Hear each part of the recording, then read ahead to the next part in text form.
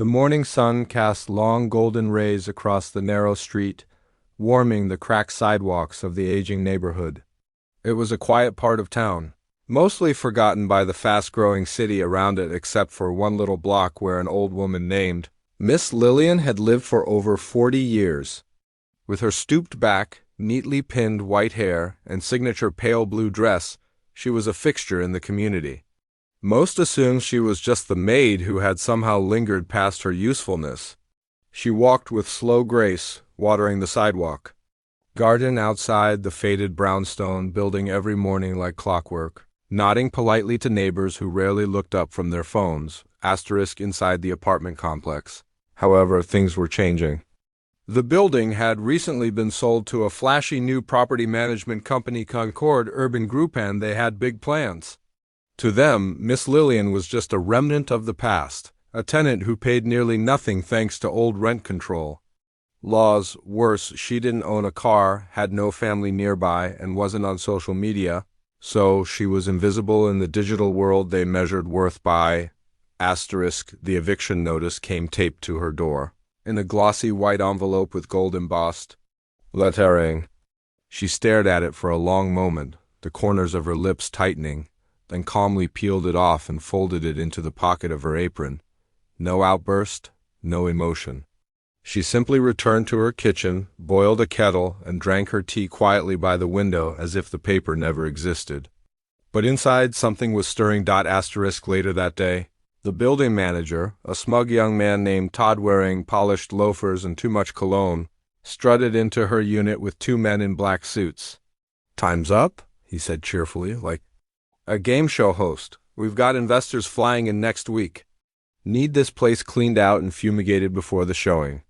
Miss Lillian didn't blink. She looked at them, then calmly reached for her tea again. "You don't own this place," Todd smirked. "Not anymore." She looked up at him, eyes still soft but unflinching. "You're right," she said. "I don't own this place." That night, while most of the block slept, Lillian unlocked a dusty trunk under her bed. Inside was a collection of documents, deeds, maps, shares, and something else. A sealed envelope labeled "Emergency Only." She sat at her kitchen table under the flickering ceiling light, organizing papers that hadn't seen daylight in decades. She wasn't a maid. Not anymore. And she hadn't been one for a long time. As the building manager bragged at a rooftop party about how the block was about to be flipped for millions, Miss Lillian, silent and unnoticed, made a phone call. The voice on the other end responded with respect. "Ma'am," the man said, "do you want me to pull the titles now or wait until they make the first move?" "Now," she replied simply. "Let them learn the hard way." The following morning, a sleek black Mercedes pulled up quietly to the curb just outside Miss Lillian's building. It didn't belong to anyone on the block. The driver, a tall man in a sharp charcoal suit, stepped out and adjusted his sunglasses. Scanning the address one more time before heading up the steps, neighbors peeked through their curtains, curious. No one ever came to see Miss Lillian, at least. No one important looking. But today felt different.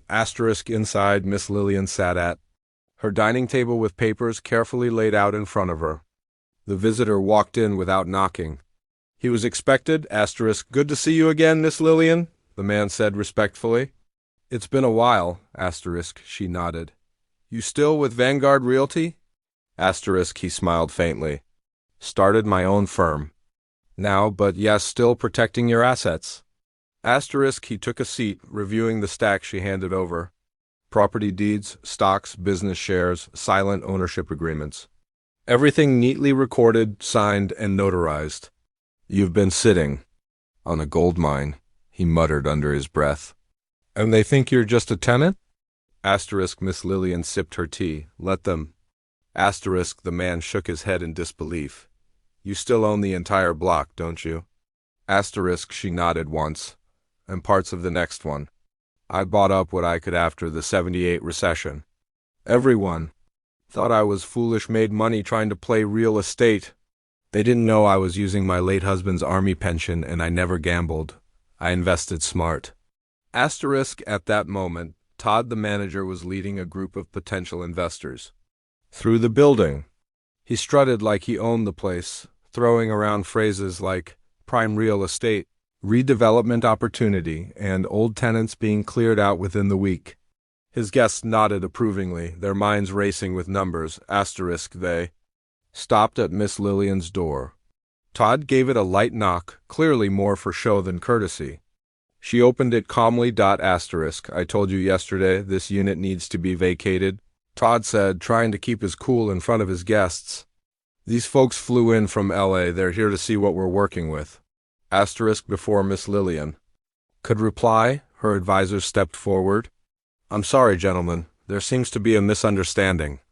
This entire building and the adjacent lot still legally belongs to Miss Lillian Carter. Todd froze. Excuse me? You heard him, Lillian said softly, stepping aside to let the stunned guests see the papers spread across her table titled deeds, zoning maps, and proof of ownership. One of the investors turned to Todd. You? Said this place was already acquired. Todd's smile faltered.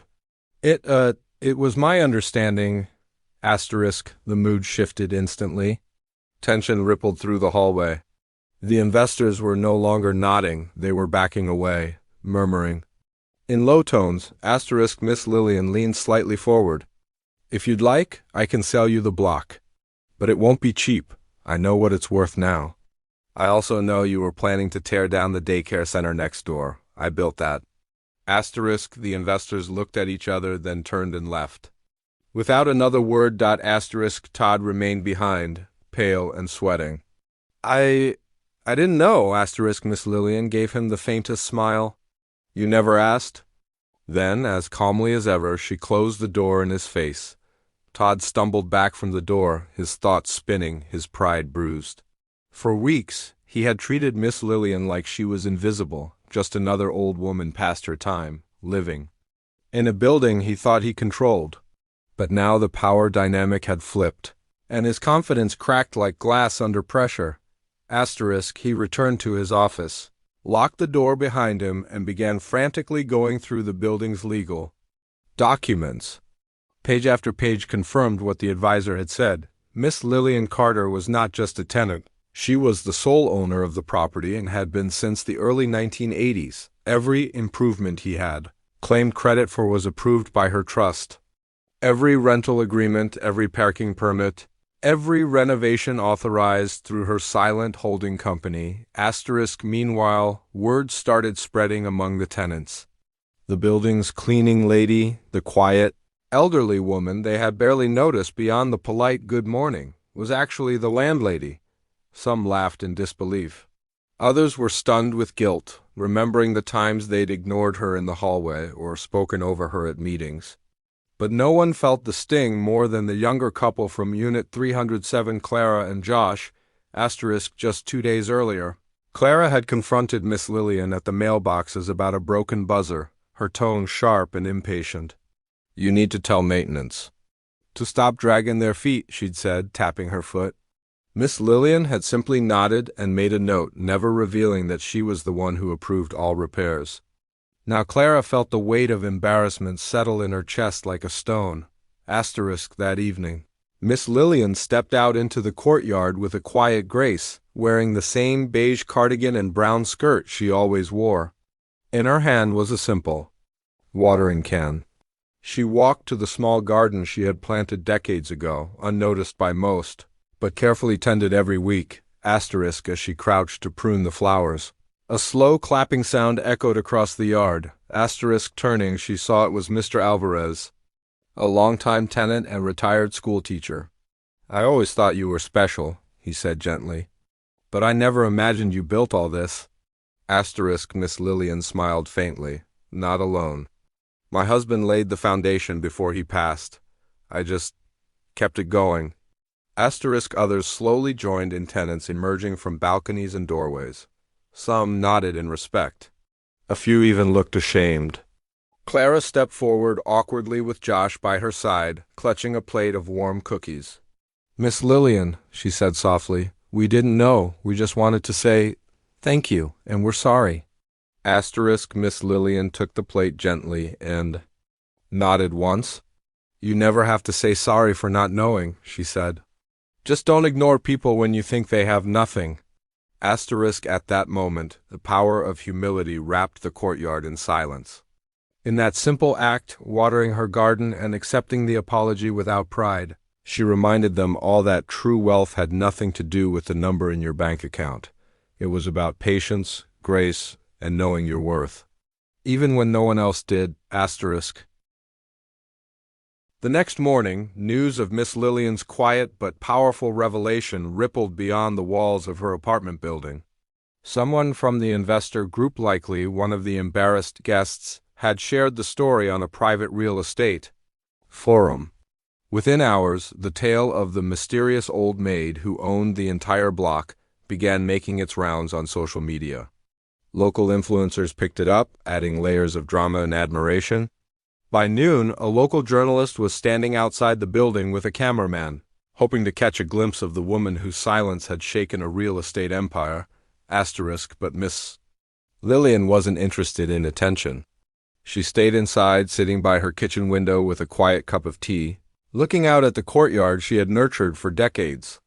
She watched as kids played by the garden, neighbors chatted respectfully, and the usual distant atmosphere of the complex was replaced by something warmer.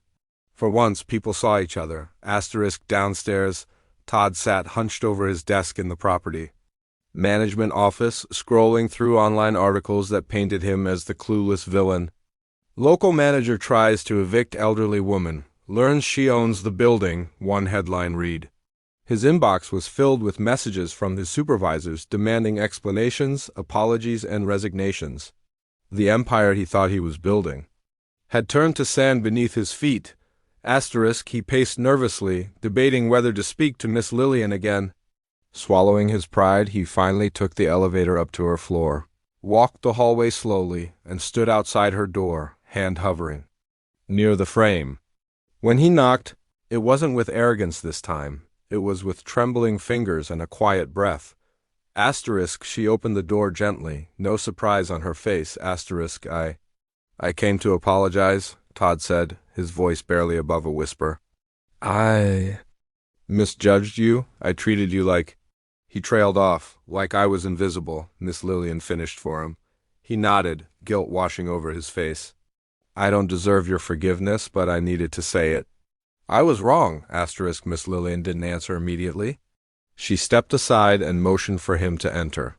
Inside, the apartment was modest but full of character antique frames, fresh flowers, stacks of books. A home built with soul. She poured him a cup of tea, the same way she had done for dozens of tenants over the years, most of whom had never noticed. Todd sat across from her, uneasy in his skin. I could have humiliated you publicly, she said finally, her voice even. But I believe in teaching with mercy. Todd looked up, eyes glassy. Why, after how I treated you? She folded her hands. Because power without kindness is empty. And arrogance, it always collapses on itself. He sat in silence, absorbing her words like a man hearing truth for the first time. As the sun dipped low, casting gold across the apartment walls, Miss Lillian stood and walked him to the door. You're young, she said gently. Plenty of time to learn. Just make sure the next time you see someone who seems invisible, you look again. He left wordless but changed. Downstairs, tenants began organizing a gathering in Miss Lillian's honor. Nothing big, just neighbors coming together to say thank you. The courtyard buzzed with energy not felt in years. Lanterns were hung, old records played on someone's vintage player. And for the first time in a long while, the block felt like a community. Miss Lillian watched from her window, not as a guest, not as a maid, but as the woman who had held the foundation steady all along. That weekend, the block lit up with a quiet kind of magic. Paper lanterns swayed gently from tree branches, casting soft amber light over the courtyard. A folding table sat in the middle, filled with dishes made by neighbors, some homemade, some store-bought, all brought with love. Children ran around with sparklers, their laughter echoing off the brick walls. And at the heart of it all stood Miss Lillian, not in her usual uniform, but in a deep green dress with a pearl brooch at her collar, a dress she hadn't worn since her husband's funeral. 22 years earlier, Clara and Josh had insisted she attend the gathering in her honor, and though she'd resisted at first, she eventually agreed, walking slowly into the courtyard with the help of her cane. As she entered, conversations hushed and everyone turned. One by one, tenants clapped gently at first, then louder. Applause grew into a standing ovation. Miss Lillian blinked, lips parting slightly as she realized they weren't just saying, "Thank you." They were acknowledging her. An older woman from across the street approached with a trembling voice. "Miss Lillian, years ago, when I couldn't pay rent, you told the landlord I was your cousin and gave me time to catch up. I never forgot that." Another tenant added, "You watered this place when no one else cared. You gave it life." Miss Lillian offered. A small smile. "I didn't do it for thanks. I just didn't want to see it fall apart." Todd was there too, standing quietly near the back of the crowd. No longer smug, no longer pretending to be in control. He watched as neighbors gathered around Miss Lillian, treating her not just as the owner of the block, but as its heart.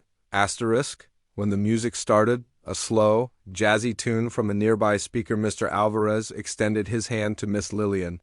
"May I have this dance?" She chuckled softly. "Only if you don't step on my toes?" They danced slowly under the hanging lights. The courtyard, once a place of indifference and silence, now glowed with warmth. Strangers who had shared walls for years began sharing stories. Laughter mixed with tears, and through it all, Miss Lillian stood tall, not just as a woman who had outlasted greed and ignorance, but as a symbol of quiet strength, of dignity, and of legacy. Later that night, after the lanterns dimmed and the guests trickled home, Miss Lillian returned to her apartment. She closed the door gently behind her, placed her brooch back in its case, and poured herself a final cup of tea. She sat by the window, looking out over the now peaceful courtyard, in the reflection of the glass. She could see the ghost of her husband smiling at her, proud. Not because she'd won, but because she never changed. She'd never needed to raise her voice, never sought revenge. She had simply waited until the world caught up to the truth she had always known. That quiet woman they thought was a nobody was the one who owned everything. And she still did.